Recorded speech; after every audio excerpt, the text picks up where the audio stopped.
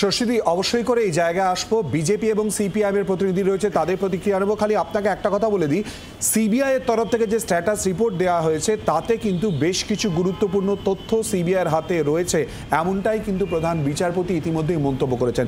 আমি একটু শামীমদার কাছে আসবো। শামীমদা, ইতিমধ্যেই যেটা বলা হচ্ছে, যাদের বিরুদ্ধে চিকিৎসকদের আইনজীবীর তরফ থেকে বলা হয়েছে যাদের বিরুদ্ধে তদন্ত হচ্ছে তারা এখনো পর্যন্ত ওই হাসপাতালেই কর্মরত, অর্থাৎ এখানেও কি প্রভাবশালী তত্ত্ব?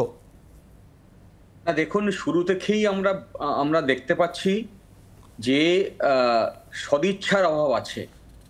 আর যে কারণেই যখন ঘটনা ঘটে যায় তারপরে প্রতিটি পদক্ষেপে আমরা দেখেছি যে কোথাও অপরাধকে ঢাকা দেওয়ার একটা প্রবণতা রাজ্য সরকারের প্রতিটি দপ্তর দেখিয়েছে, সেটা হসপিটাল বলুন বা সেটা পুলিশি ব্যবস্থা বলুন।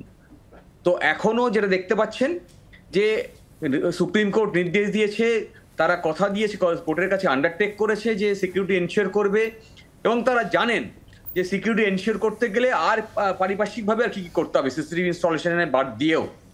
কিন্তু আপনি যদি সিসিটিভি ইনস্টলেশনের কথাও বলেন তাহলে দেখবেন যে সেটাও এখনো পর্যন্ত করতে পারেননি। বাংলার আওয়াজ, বাঙালির আবেগ, জি 24 ঘন্টা।